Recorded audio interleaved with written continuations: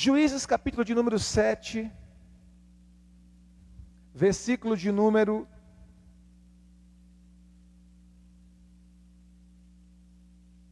17 e 18. Juízes 7, Juízes é logo depois do livro de Josué. Juízes capítulo 7, verso 17 a 18. Glória a Deus. Quantos encontraram, digam amém. Diz assim a palavra do Senhor. E disse-lhes: olhai para mim e fazei como eu fizer. E disse-lhes: olhai para mim e fazei como eu fizer.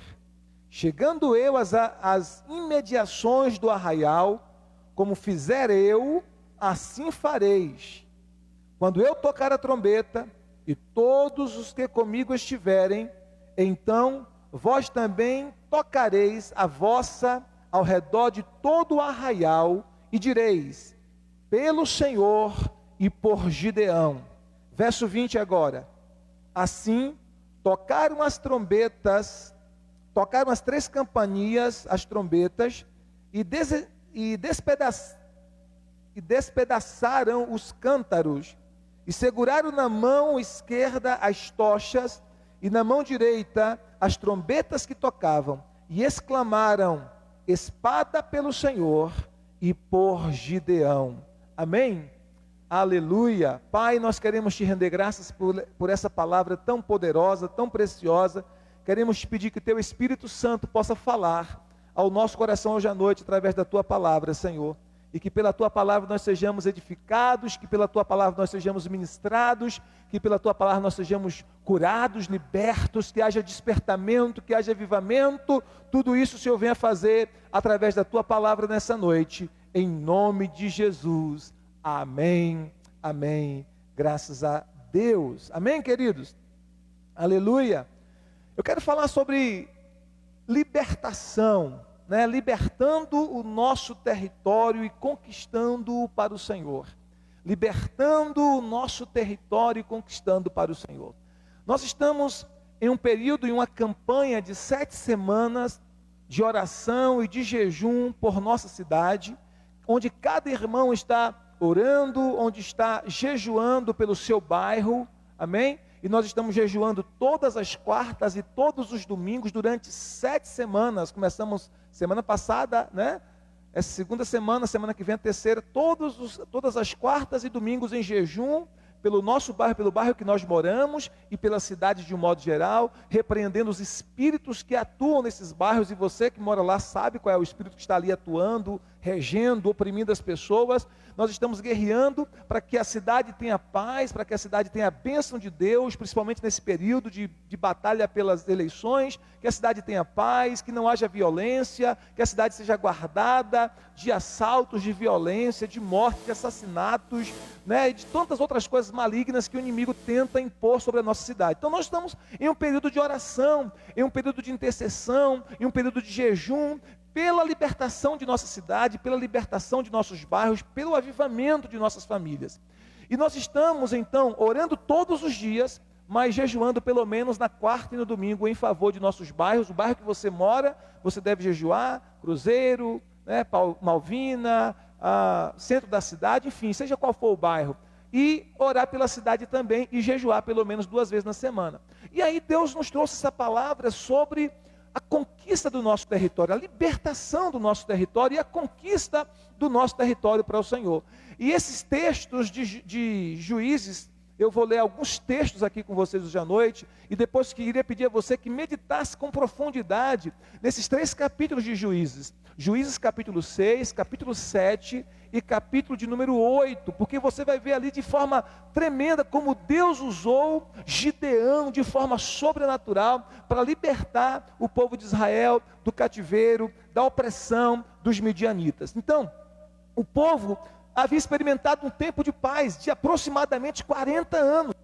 Lembra que lá no capítulo 4 e 5 de Juízes, Débora se levantou como uma juíza e como uma profetisa do Senhor, e foi um instrumento poderoso de Deus para libertar o povo da opressão. E aí depois que ela foi usada por Deus, a Bíblia diz que o povo experimentou paz durante um período longo, irmãos, um período de 40 anos, é um período muito bom, não é verdade? O povo experimentou paz, sem opressão, sem dificuldades, sem inimigos atormentando, paz durante 40 anos. Só que a Bíblia diz que o povo de Israel voltou a pecar contra o Senhor, né? Infelizmente o povo era obstinado, teimoso e estava constantemente em desobediência a Deus. E aí a Bíblia diz que por conta da desobediência, porque eles voltaram a pecar contra o Senhor, eles voltaram para a idolatria, a Bíblia nos diz então que veio um tempo de opressão dos midianitas sobre o povo de Israel, e esse tempo durou cerca de 7 anos, 7 anos de opressão. E quais foram os resultados dessa opressão dos midianitas sobre Israel, desse domínio? Porque o povo havia pecado, o povo tinha passado por um período de paz de 40 anos, depois que Débora foi usada por Deus para libertá-los, eles tiveram paz, desfrutaram de paz durante 40 anos, mas infelizmente, no período de paz, que era para estar buscando, rendendo graças ao Senhor, sendo gratos ao Senhor, no final dos 40 anos, eles começaram então a se desviar do propósito de Deus, a se voltar para os ídolos, a se voltar para a idolatria, e por conta disso veio de novo a opressão. E agora os midianitas estavam oprimindo o povo de Deus, os midianitas estavam escravizando o povo de Deus, estavam oprimindo o povo de Deus. E qual foi o resultado dessa dominação dos midianitas sobre o povo de Israel? Eles estiveram então debaixo de opressão. A Bíblia nos mostra no capítulo 6, você pode conferir na sua Bíblia aí, a gente não vai ler, mas pode abrir, capítulo 6 de Juízes, a partir do versículo de número 1, capítulo 6 de Juízes, a partir do versículo 1, a Bíblia diz então que eles estavam experimentando opressão. A Bíblia diz que eles eram obrigados a se esconderem em cavernas. A Bíblia diz que eles eram obrigados a construir fortalezas para se proteger dos midianitas. A Bíblia diz que os midianitas, irmãos, destruíram as plantações dos israelitas. Olha que coisa terrível. Eles semeavam, eles plantavam, e na hora de experimentar do fruto, na hora de colher do fruto do seu trabalho, do seu suor, a Bíblia diz que vinha uma invasão de midianitas e destruía a colheita deles, e destruía toda a plantação deles, e eles não tinham direito de colher, porque embora eles plantavam, os midianitas destruíam as plantações deles. A Bíblia diz que os midianitas roubavam tudo que o povo de Deus tinha, tudo que pertencia a Israel, eles roubavam, eles saqueavam, eles assaltavam. Havia assaltos nas ruas de Israel, havia roubo nas ruas de Israel nesse período, por causa da opressão dos midianitas. A Bíblia nos diz que o povo de Israel, por causa dessa opressão dos midianitas, foram reduzidos à extrema pobreza. Você vê isso claramente. Capítulo 6 de Juízes, do versículo 1 até o versículo 6, diz exatamente qual era o quadro deles. Eles estavam vivendo em extrema pobreza, faltando tudo, em escassez. Era a condição que eles viviam por causa de quê? Da opressão dos midianitas sobre ele. Um povo que estava sendo escravizado, o povo que estava sendo roubado dos seus direitos, o povo que estava sendo roubado do plano de Deus de que eles desfrutassem de uma vida plena, de uma vida abundante, de uma vida de paz, mas por causa da opressão daqueles inimigos dos midianitas, eles viviam escassez, eles viviam pobreza extrema, eles eram roubados, eles eram assaltados, eles não tinham direito à colheita, embora trabalhavam duro na plantação. Na hora de colher, os midianitas destruíam todas as suas plantações, destruíam a sua colheita, e eles viam o suor do seu rosto, o seu trabalho, indo por água abaixo. Opressão, pobreza, miséria, escassez, por causa de quê? Tudo começou quando eles se voltaram para os ídolos, quando eles se esqueceram do Senhor, quando eles abriram mão de Deus, quando eles declararam dependência de Deus. A opressão dos midianitas veio e trouxe todo esse sofrimento.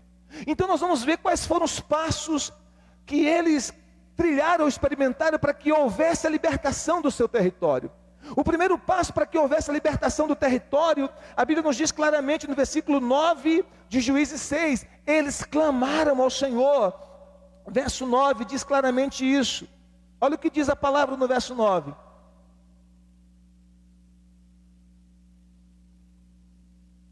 verso de número 8. Verso 8. Verso 7, perdão. Tendo os filhos de Israel clamado ao Senhor por causa dos midianitas. Quando eles clamam a Deus, começam a vir a resposta.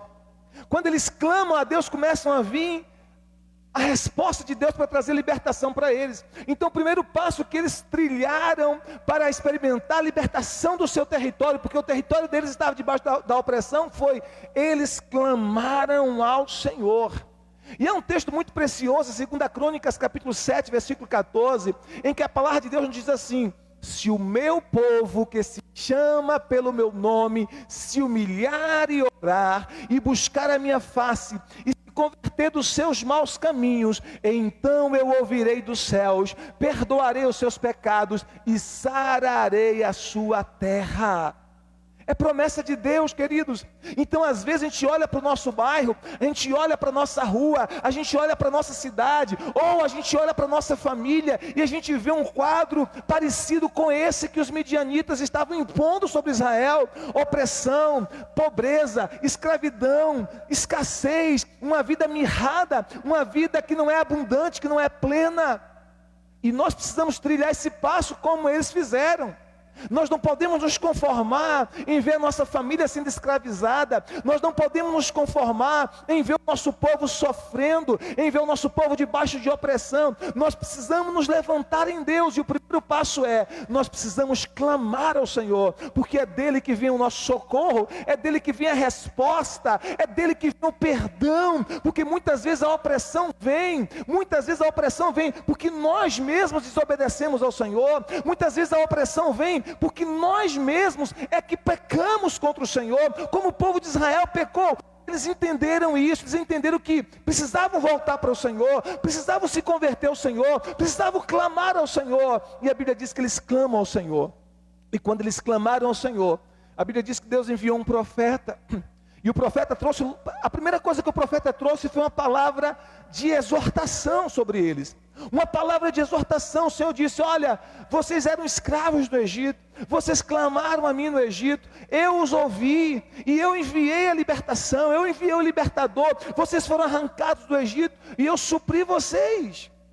E vocês reincindiram novamente ao pecado, vocês como povo, como nação, voltaram novamente à idolatria. Deus repreende, Deus corrige, porque a Bíblia nos fala em Apocalipse 3,19, que o Senhor repreende a quem ama, assim como o Pai ao Filho a quem quer bem. Porém, depois que Deus repreende o povo, que Deus encoraja o povo, que Deus exorta o povo, Deus vem através do anjo que ele enviou falar com Gideão. E Deus então traz uma palavra de encorajamento para Gideão. Está lá no versículo de número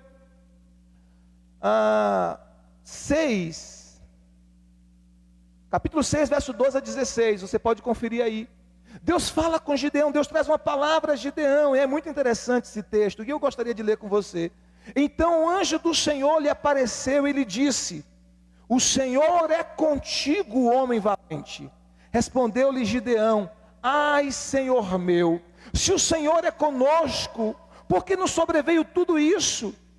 E que é feito de todas as suas maravilhas que os nossos pais nos contaram, dizendo: não nos fez o Senhor subir do Egito? Porém agora o Senhor nos desamparou e nos entregou nas mãos dos midianitas.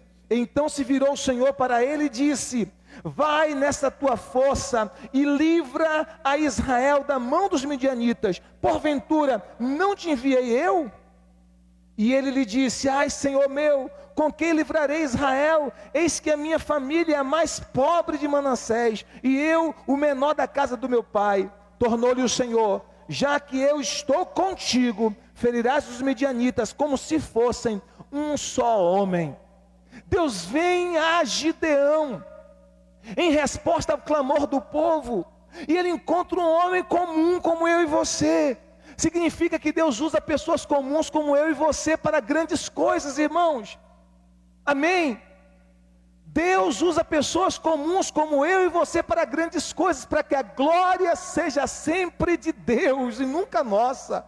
Deus usa vasos de barros como eu e você, com limitações, com fraquezas, com falhas, com defeitos. Por quê? Para que a glória seja sempre dele.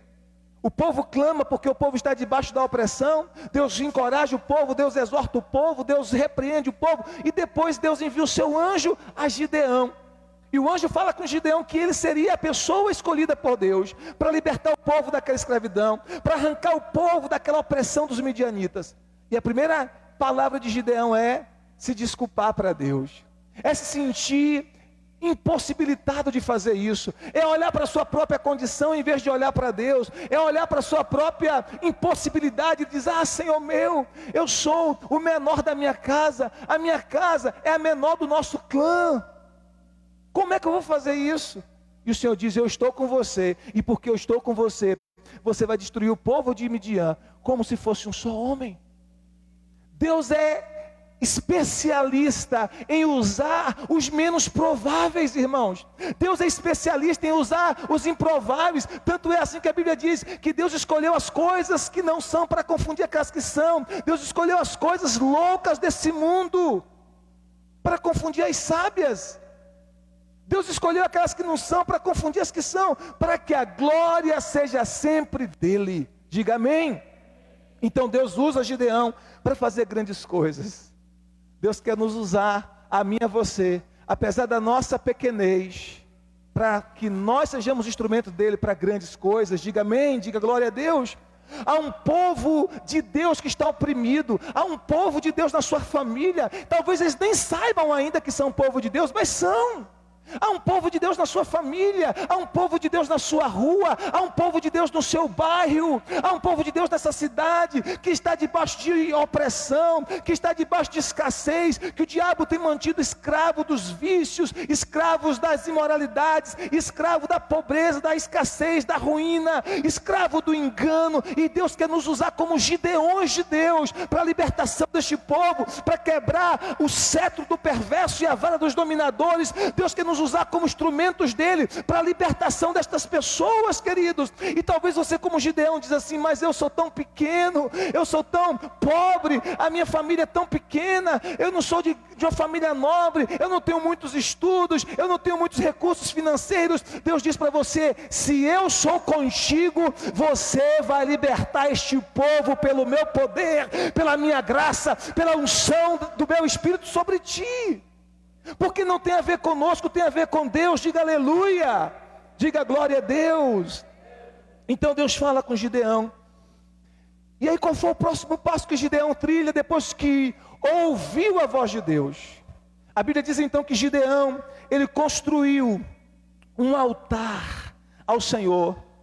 Dos versos 17 até os versículos 23, você pode conferir, não dá tempo para a gente ler todos os textos, são muitos longos todos os textos, mas diz claramente que ele construiu um altar ao Senhor. Queridos, a Bíblia nos mostra altar como símbolo de adoração.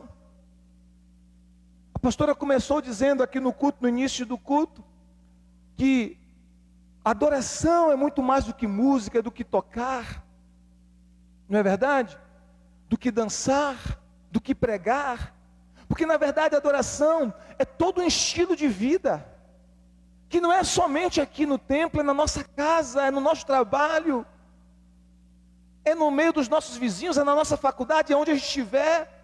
Então nós precisamos construir um altar de adoração a Deus, onde o Deus verdadeiro, o Pai do nosso Senhor Jesus Cristo, seja adorado, seja entronizado, seja louvado através de nossas vidas. Porque se nós queremos que as pessoas sejam libertas, nós entendemos, queridos, que o louvor e a adoração ao nosso Deus é uma arma de guerra poderosa.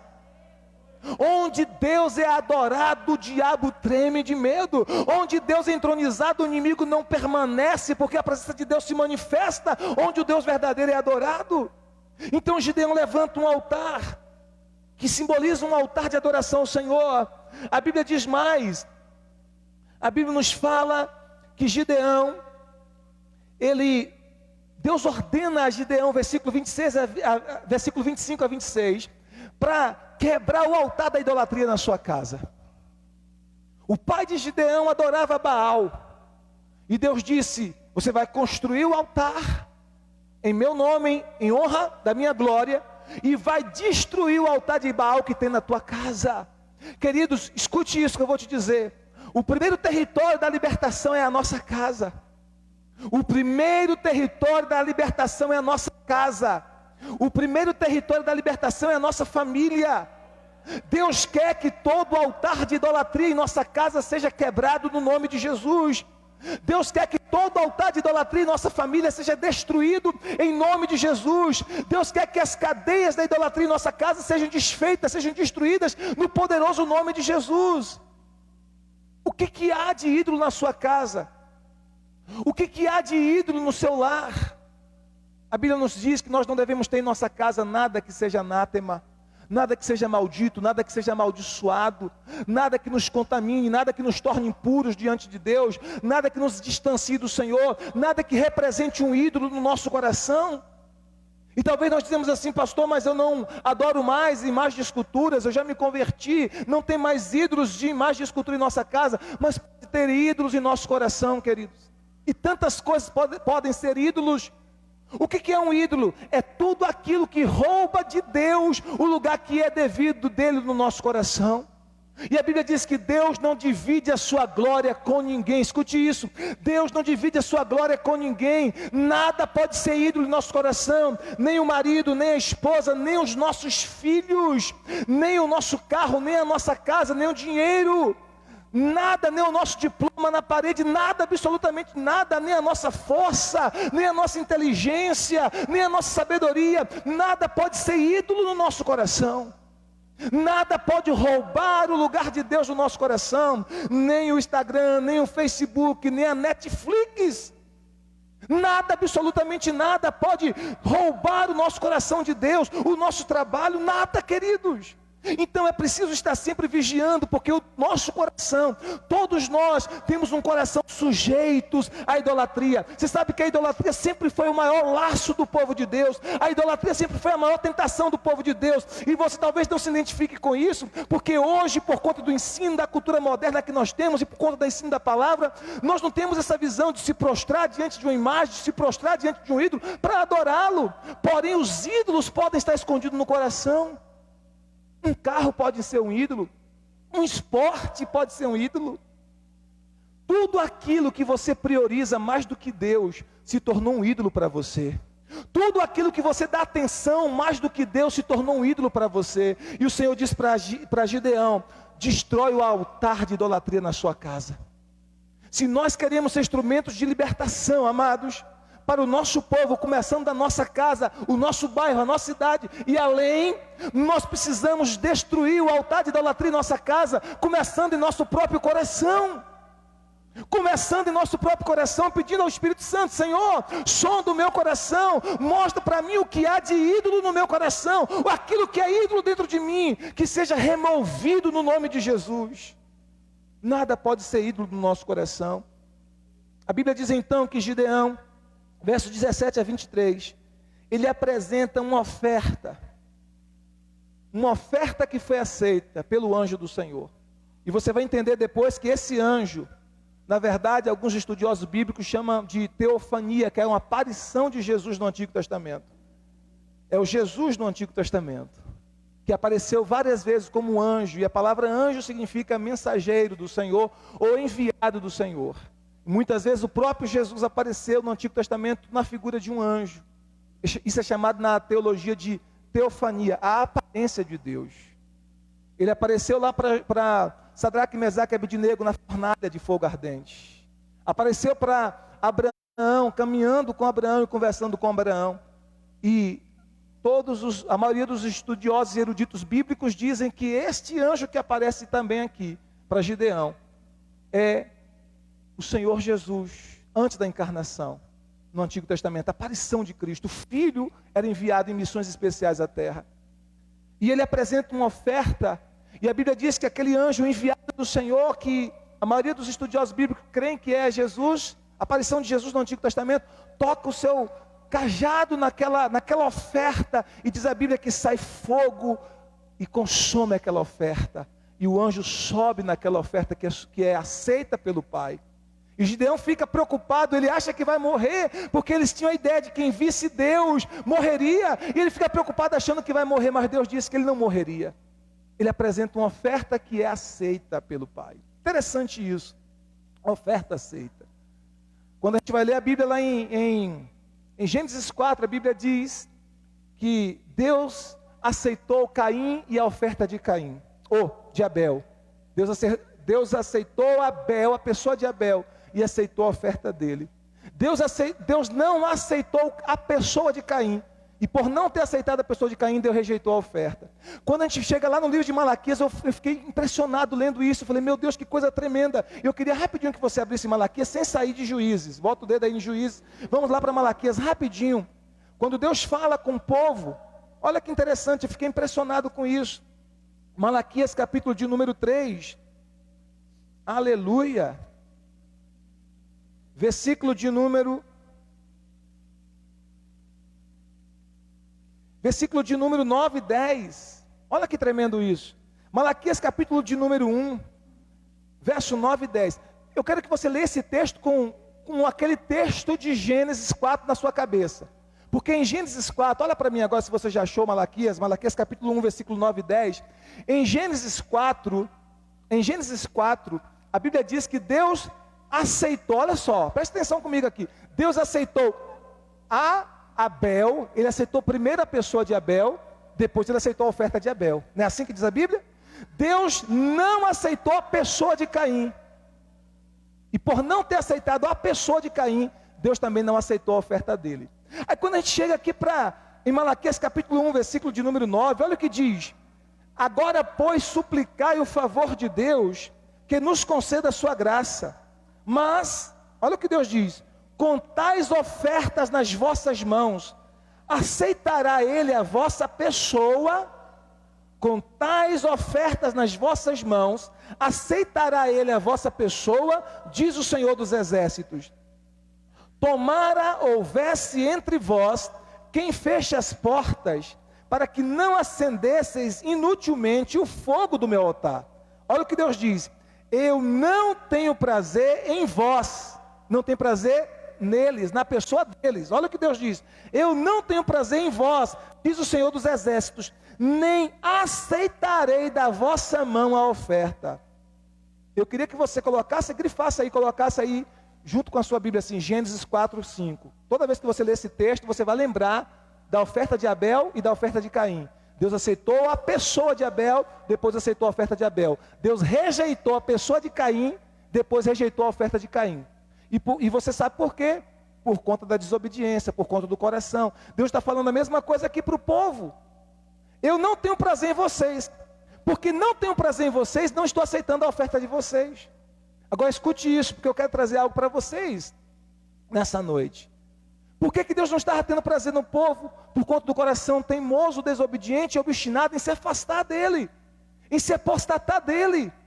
E até nas suas ofertas, o povo dava para Deus o pior, o que havia de pior eles davam para Deus. Era um boi defeituoso, era um boi com a perna quebrada, era um boi cego, era um boi aleijado. Eles traziam esse tipo de oferta para o Senhor. Nós precisamos entender que para o Senhor deve ser sempre o nosso melhor. Amém? Algum tempo atrás, alguém plantou uma semente, a metade da cédula rasgada. A metade da cédula. E eu fiquei pensando assim, como pode uma pessoa trazer a metade da cédula?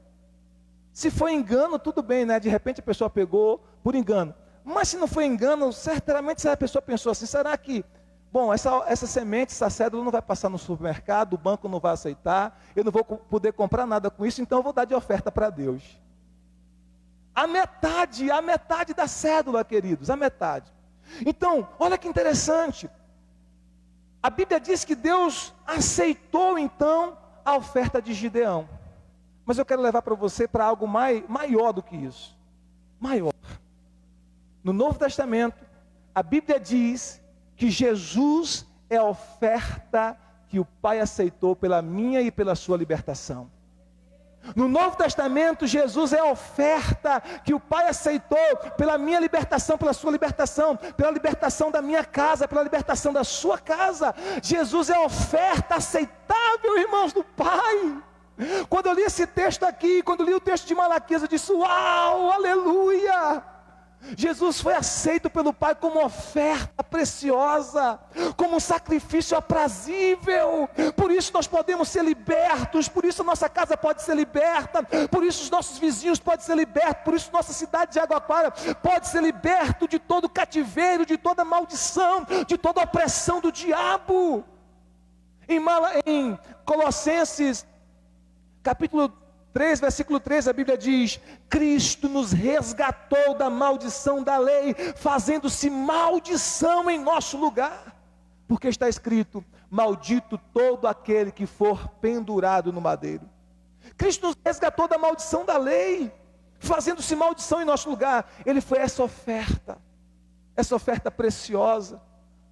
E o Pai aceitou a oferta de Cristo, porque o Pai aceitou primeiro a pessoa de Cristo. Eu quero levar você para algo maior nessa noite, amém? O Pai aceitou a oferta do Filho na cruz, porque primeiro aceitou a pessoa dele. Desde o batismo, Deus sinalizou isso: este é o meu Filho amado, em quem eu tenho prazer.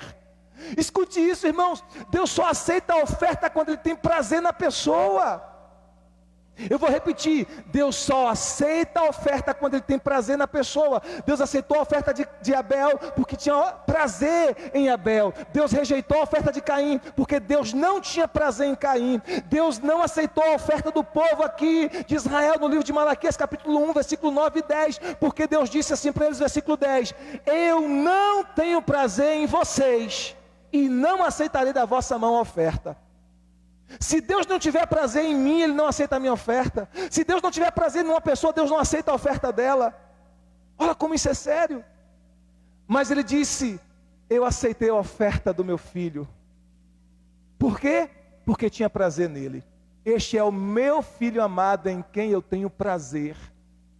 Este é o meu filho amado, em quem eu tenho prazer.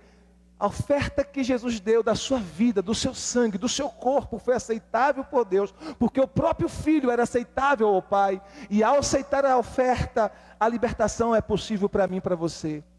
Ao aceitar a oferta de Cristo, nós podemos ser libertos de tudo aquilo que nos escraviza. A nossa casa pode ser liberta de tudo aquilo que a escraviza. Os nossos vizinhos, amigos, familiares, a nossa cidade pode ser liberta de tudo aquilo que a escraviza, porque o Filho foi aceito pelo Pai. A oferta do Filho foi aceita pelo Pai, e Ele libera sobre nós a sua libertação, o seu favor, a sua graça. O que significa, irmãos? Escute isso. Se nós estamos em Cristo Jesus, todos nós, porque estamos escondidos em Jesus, somos aceitos, nos tornamos aceitos. Você pode dizer, se possível, mesmo com a máscara aí no rosto atrapalha, mas de longe mesmo, diga aí para o seu irmão, diga assim: você é aceito pelo Pai porque você está em Jesus Cristo. Você aceita pelo Pai porque você está em Jesus Cristo. Vocês entenderam isso, irmãos? Se você está em Cristo, Cristo foi aceito pelo Pai, você também é aceito porque você está nele. Então a Bíblia diz que Gideão entregou uma oferta, e aquela semente, aquela oferta apontava para Cristo, apontava para o sacrifício que foi aceito. A Bíblia diz que o anjo tocou na oferta, a oferta foi consumida como um holocausto ao Senhor e subiu à presença do Senhor, foi aceita. Aquela oferta de Gideão apontava para a oferta aceita de Jesus Cristo no Novo Testamento, pela minha libertação e pela tua libertação. Cristo nos resgatou da maldição da lei, fazendo-se maldição em nosso lugar, porque está escrito: maldito todo aquele que for pendurado no madeiro. Aleluia! Então Ele trilhou esse passo de apresentar a sua oferta a Deus, de vencer a idolatria. Agora olha que interessante, queridos, todas as vezes que nós, em obediência, nos levantamos para restaurar o altar de Deus, em nossa casa, em nossa família, em nossa cidade, na igreja que congregamos, na nossa célula, onde Deus nos colocar, não seja qual for o nosso território, quando nos levantamos para restaurar o altar de Deus, escute isso, haverá oposição. Haverá oposição. O texto de Juízes 6:30 diz que os homens ficaram terrivelmente enraivecidos com Gideão e quiseram matá-lo.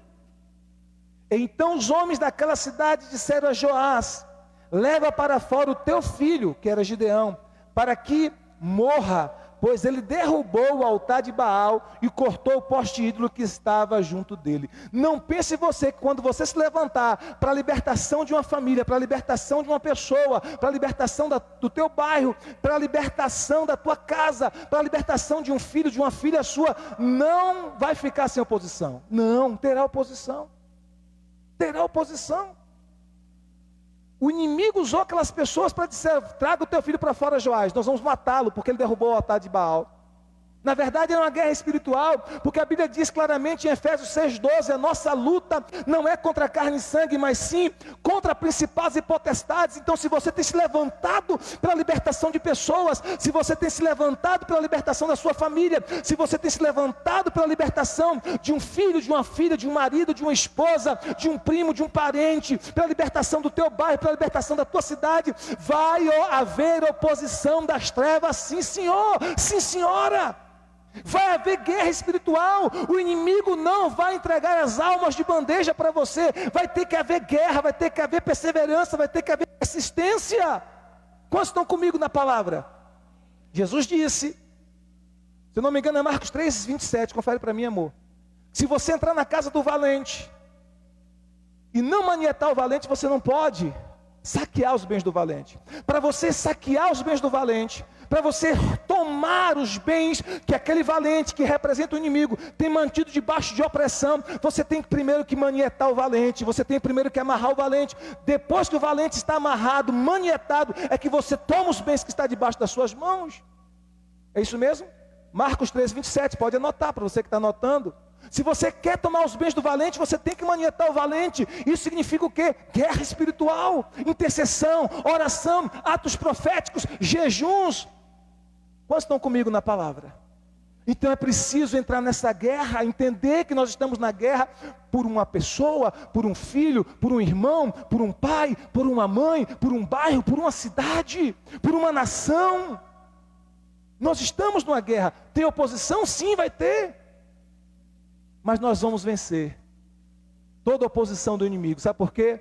Jesus disse na sua palavra: eis que vos dou poder para pisar em serpentes e escorpiões, e sobre todo o poder do maligno, e nada absolutamente vos causará dano algum. Essa é a promessa de Deus para a sua vida, essa é a promessa de Deus para a minha vida. Ele lhe deu poder e autoridade para pisar as serpentes e os escorpiões, que são símbolos do inimigo. Agora, como é que nós trilhamos outro passo? Nós precisamos ser cheios do Espírito Santo. Juízes 6:34 diz que o Espírito do Senhor se apoderou de Gideão, e ele só pode fazer o que pôde fazer.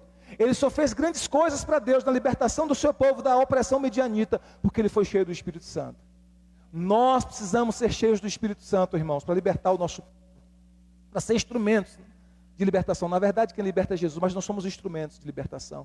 Nós precisamos ser cheios do Espírito Santo, ser guiados, ser apossados, ser possuídos, ser controlados, ser dominados pelo Espírito Santo, para libertar o nosso povo.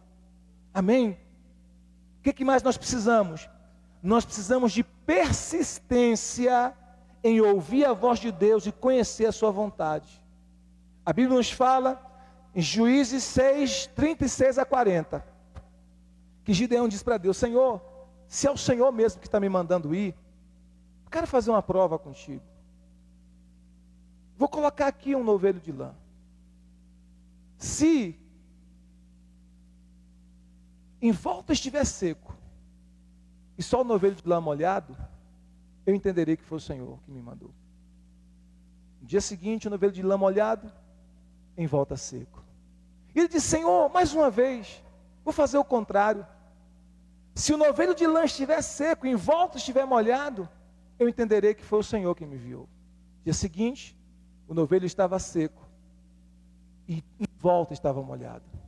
Ele faz prova de Deus, ele quer ter certeza, ele quer ter convicção, ele quer ouvir com clareza a voz de Deus. Claro que hoje nós não precisamos mais fazer esses testes físicos com Deus. Não é necessário não. Por que não é necessário? Porque você tem dois instrumentos poderosos em você, que é o Espírito Santo que mora em você, e a palavra de Deus que está em você, na tua boca e no teu coração. Então o nosso novelho de lã hoje é a palavra de Deus e o Espírito Santo.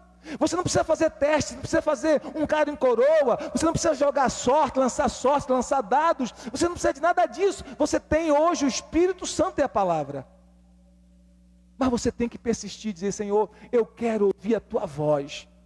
Eu quero que o Senhor fale comigo. Eu quero ter convicção do que o Senhor está me direcionando. Qual é a área que o Senhor está me enviando? Qual é a direção que o Senhor está me dando? Porque eu quero ver a minha família liberta. Eu quero ver o meu marido liberto. Eu quero ver os meus filhos libertos. Eu quero ver o meu bairro liberto. Eu quero ver o meu povo liberto, Senhor. Me dá a direção, fala comigo. Ninguém da minha casa vai para o inferno. Eu não aceito, Senhor, que nenhum dos meus perca a salvação, que nenhum dos meus pereça eternamente. Senhor, nenhum. Todos são teus. Então fala comigo, me dá direção, me mostra o que fazer, me dá estratégias, me dá sabedoria, me dá atos proféticos. E aí nós temos a palavra, nós temos o Espírito Santo. O Espírito Santo vai lhe direcionar por meio da palavra de Deus. Por isso que é importantíssimo que eu e você meditemos na palavra todo santo dia. Que nós possamos separar tempo para meditar na palavra. Todo dia. Orar e ler a palavra. É assim que Deus vai falar com você. Amém? Precisamos obedecer a voz de Deus. Ainda que a voz de Deus pareça absurda para nós. Porque Gideão fez prova de Deus, Deus falou com ele. Quando você pede a Deus para falar com você, Deus vai falar com você. Só que às vezes, irmãos, a direção que Deus lhe dá parece absurda. Olha o que Deus diz para Gideão, capítulo 7, versículo 2 a 7. Gideão está com um povo de 32 mil homens. 32 mil homens para lutar contra os midianitas. É muita gente, sim ou não? 32 mil é quase metade da população de Jaguaquara. 32 mil soldados. Deus disse: é muita gente. Olha, esse Deus é demais, gente.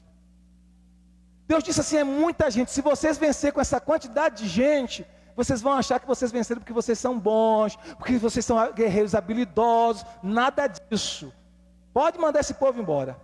22 mil. Pode dizer aos medrosos, os covardes, aqueles que não estão realmente corajosos, pode voltar. De uma levada foi 22 mil. Aí Deus faz mais um teste. Ficou 10 mil. Deus disse: ainda é muita gente. Leva esse povo para o rio. Quem levar a mão na água, trouxer a mão na boca e beber, esse fica. Os que beberem como um cachorro, pode mandar embora. Só ficou 300, irmãos. 300 pessoas. De 32 mil ficou 300, irmãos. Deus disse assim: é com esse aí que eu vou dar vitória para vocês. É com esses 300, os 300 de Gideão, que eu vou dar vitória para vocês. Então Deus deu uma palavra, irmãos, totalmente absurda do ponto de vista humano. Como é que um exército de 300 pessoas iriam vencer um exército de milhares? Como é que um exército de 300 pessoas iria vencer um exército de milhares? Mas Deus falou: é com esses aí que eu vou dar vitória para vocês, Gideão. É com esses aí que eu vou dar vitória. Eu vou dar estratégia para vocês. Vocês farão isso, isso, isso. Eu vou dar estratégias. Então às vezes Deus vai falar com você, e vai ter momentos que aquilo que Deus falar com você vai parecer muito absurdo. Mas se você tiver discernimento da voz de Deus, afinado e alinhado com a voz de Deus por meio da palavra do Espírito Santo, queridos, você vai ter convicção e Deus lhe dará grandes vitórias na libertação da sua família, na libertação do seu povo, na libertação daqueles que você ama, que está debaixo de opressão. Não desista de ninguém que Deus te deu. Semana passada eu disse para os pais aqui: queridos, você que é pai e mãe, os seus filhos são os seus maiores tesouros aqui nessa terra. Os seus filhos são presentes que Deus te deu. Nós teremos um dia que prestar conta dos nossos filhos para Deus, daquilo que nós ensinamos, daquilo que nós ministramos para eles. Então nós precisamos estar constantemente guerreando para os nossos filhos, porque os nossos filhos sofrem ataques constantemente. Quanto mais crente você é, presta atenção nisso aqui, quanto mais crente você é, quanto mais consagrado você é, mais bombardeios e ataques do inferno contra os teus filhos. Então nós precisamos cercar os nossos filhos com intercessão, com oração, com ensino, com discipulado. E com muita intercessão, com muita oração. Não podemos cessar um minuto sequer, para que os nossos filhos sejam guardados. Porque um dia eu e você, escute isso, levante a mão para receber. Vamos chegar lá diante do nosso Senhor com todos os nossos filhos, com nossos cônjuges, com a nossa família, com a nossa parentela. E vamos dizer para o Senhor como Moisés disse para Faraó: nenhuma unha ficou, Senhor, nenhuma unha, está aqui os nossos filhos, está aqui a nossa família, está aqui a nossa casa. Todos vieram comigo, Senhor, todos vieram comigo, Senhor. Nós temos essa responsabilidade, queridos, amém? Então Deus vai lhe dar uma palavra, e às vezes a palavra de Deus parece simples, outras vezes parece ser absurda, outras vezes parece uma maluquice, mas siga na direção de Deus, siga naquilo que Deus falou com você, amém?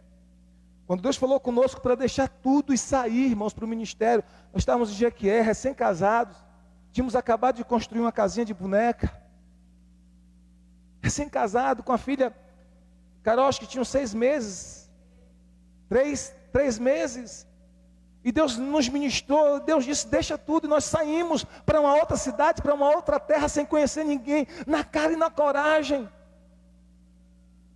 sem nada certo do ponto de vista financeiro. Como é que eu manteria minha família, como é que eu sustentaria minha família? E fomos por uma palavra de Deus. Teve lutas? Teve. Foi fácil? Não, mas Deus nos deu vitória e nós chegamos até aqui, amém?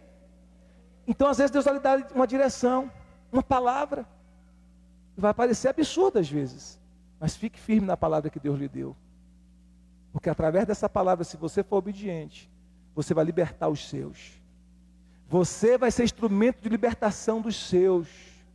Chore diante de Deus, derrame lágrimas pela sua família, seu marido, sua esposa, seus filhos, seus irmãos, suas irmãs, seus cunhados, suas cunhadas, seus primos, suas primas, seus tios, suas tias, a família de próxima do mesmo teto e os familiares.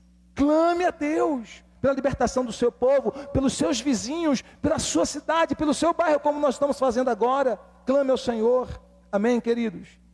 Então obedeça. Outro passo importante, eu já estou encerrando: unidade com a visão do líder. Unidade com a visão do líder. Olha o que Deus disse para Gideão, e Gideão comunicou ao povo. Juízes 7. Pelo Senhor e por Gideão. Verso 20. Espada pelo Senhor e por Gideão. O povo disse, o povo foi orientado a dizer: pelo Senhor e por Gideão. Pelo Senhor e por Gideão. Ou seja, nós somos um com o nosso líder. Nós estamos na visão do nosso líder. Nós seguimos essa direção que Deus deu ao nosso líder, porque nós não conquistamos sozinhos, queridos. Nós somos um corpo, nós somos uma unidade. E você precisa ser um conosco também. Nós estamos numa conquista de cidade, numa conquista de bairros, numa conquista de famílias. Você tem que ser um conosco também. Amém? Pelo Senhor e pelos meus pastores. Pelo Senhor e pelos meus pastores. Vamos conquistar a nossa família. Pelo Senhor e pelos meus pastores. Pela espada do Senhor e pela espada dos meus pastores. Pela espada do Senhor e pela espada dos meus pastores. Quantos entendem o que eu quero dizer? Gideão era tão humano quanto eu e você. Deus os separou como líder, mas ele era tão humano quanto eu. Limitações, falhas, fraquezas, e eu sou tão humano quanto ele. Mas naquele momento o povo entendeu, era o tempo de unidade, pelo Senhor e por Gideão. Pelo Senhor e por Gideão. Na palavra que Gideão nos deu, na direção que Gideão nos deu de Deus, na direção, nós vamos seguir para conquistar, para repreender o mal, para libertar o nosso território da opressão, da escravidão, da pobreza. É isso que nós precisamos fazer como igreja. Deus deu uma palavra, Deus deu uma direção a nós, pastores, seus pastores. Deus nos deu uma palavra, Deus nos deu uma direção. Josivaldo e Júlio, somos humanos, somos falhos, somos fracos, temos fraquezas, temos defeitos, mas Deus nos deu uma visão, Deus nos deu uma liderança, irmãos. E vocês têm que dizer: pelo Senhor e pelos meus pastores. Estamos juntos nessa guerra, pelo Senhor e pelos meus pastores. Vamos conquistar Jaguarara, pelo Senhor e pelos meus pastores. Minha cidade, meu bairro, minha família, pelo Senhor e pelos meus pastores. Quantos entendem essa palavra? Diga amém. Escute isso, queridos. Isso é a visão do reino dos céus.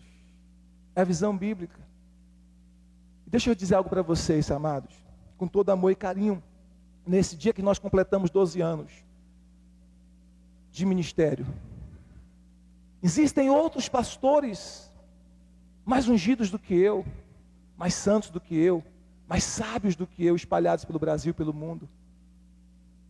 Mas Deus colocou a mim aqui para cuidar de vocês, para amar.